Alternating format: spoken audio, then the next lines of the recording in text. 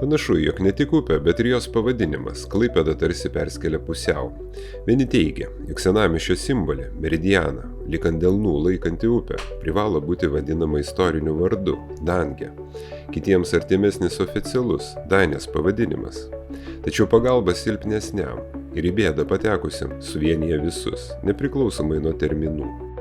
Šiandien ir mes tapome mažos, bet prasmingos dramos liudininkais. Iš pradžių planavome parengti reportažą apie Danės ištakoje skaldomą ledą.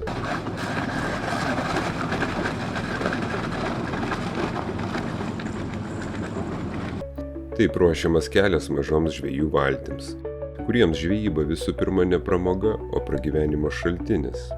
Tačiau šis simbolinis procesas netikėtai pasitraukė į antrą planą. Pietinėje upės pusėje neabejinga praeivė pastebėjo ant ledo lyties prišalusią gulbę. Netrukus paaiškėjo, kad šalia jos jaunas kormoranas tapo vandens telkinių karalienės likimo draugu ir taip pat pateko į ledo spąstus. Akivaizdu, jog gulbė bandė gelbėtis pati, tačiau jėgos išseko. Apsivertusi ant nugaros ji praktiškai nebegalėjo pajudėti. Gulbės dar tik pradėjusios iš pilko ančiuko tapti literatūros klasikos heroję, gentainiai jautė pavojų, nors padėti nežinojo kaip. Todėl iškvietėme pagalbos tarnybą. Tačiau šalia besidarbuojantis Klaipėdos pilies uosto darbuotojai neliko nuošalyje ir ėmėsi aktyvių veiksmų. Nebūdami tikri, jog pagalba atvyks, o ir matydami vis labiau ant ledo lyties silpstantį paukštį, du vyrai pasirūpinę saugumo priemonėmis, kaip patys juokavo, prie pilies uosto darbuotojų pareigų tapo ir gulbių gelbėtojais. Klaipėdos pilies uostas per brūkšnelį gulbių gelbėtojai. Taip išeina. O ir išties, Rimvydas ir Gražvydas tapo tikrais gelbėtojais be jokių juokelių. Jiems pavyko saugiai atkabinti gulbę nuo ledo lyties, o netrukus čia pasirodęs ir trečiasis kolega, tokiu pat būdu išlaisvino kormoraną.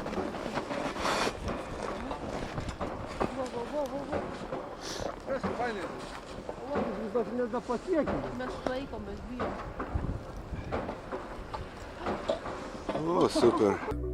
Pastarasis vos pakėlęs sparnus, nedelsdamas pasišalino, tarsi taip nebyliai padėkojęs.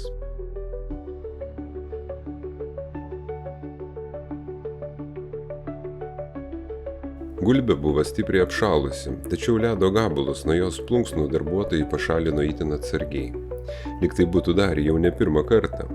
Išsekęs paukštis galėjo plaukti, tačiau skubiai grįžo ant ledo, pailsėti. Gelbėtojais tapę pilies uosto darbuotojai nerimavo, kad gulbė gali vėl prišalti, tačiau į raginimus grįžti į vandenį ji nereagavo. Neliko abejingi ir priešgaisrinės gelbėjimo tarnybos specialistai, tačiau kai jie atvyko, jau nebuvo ką gelbėti, svarbiausia buvo padaryta.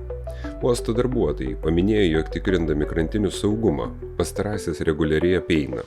Tad pažadėjo būtinai sugrįžti prie vietos, kur apsistojo gulbė ir stebėti tolimesnę jos būklę, jeigu ji liks toje pat vietoje. Po skambučio gelbėtojams su mumis taip pat susisiekė laukinių gyvūnų globos centras, įsikūręs Kauno rajone.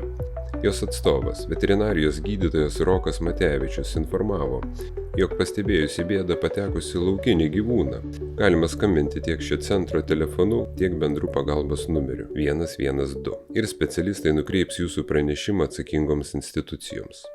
Efektyviausia iš tiesų logiškiausia yra 112 skambinti, kadangi ne visais atvejais konsultuojam mes, kai kuriais atvejais pats departamentas konsultuoja, ne visais atvejais reikia mūsų pagalbos, kartais, pavyzdžiui, susitvarko gyvūnas būna sveikas, bet įstrigęs ir užtenka ugniagesiai išvaduoja, paleidžia, būna tokių situacijų. Jeigu, sakykime, yra nusilpęs gyvūnas, kartais ugniagesiai sutinka tiesiog parsivežti pas save ir pasaugoti tą gyvūną, kol mes galėsim atvykti į perimti tolimesniam gydymui.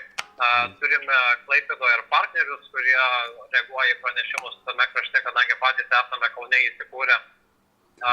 Bet, dažniausiai, jeigu gyvūnas yra nusilpęs, kartais užtenka tiesiog atstatymo skysčių, ta prasme, maisto, šilumos ir panašiai. Jeigu yra kažkokia trauma, tada ar ten liga, gydome tada prieš paleidimą į gamtą.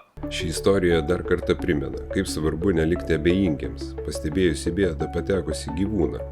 Tačiau kartu jį primena ir kitą, nemažiau svarbią taisyklę. Nesimti savarankiškų gelbėjimo veiksmų, jei neturite tam reikiamų žinių, patirties ar priemonių. Laukinių gyvūnų gelbėjimas gali būti pavojingas ne tik pačiam, nepasirengusiam gelbėtojui, bet ir gyvūnui, kuriam neteisingi veiksmai gali sukelti dar didesnį stresą ar sužalojimus. Tokiose situacijose visada svarbiausia kviesti atsakingas tarnybas ir specialistus. Nu, šiam kartui tiek iš mūsų improvizuotos televizijos. Nesušalkite ir džiaukitės žiema atsakingai, bei likite su Klaipėda TV.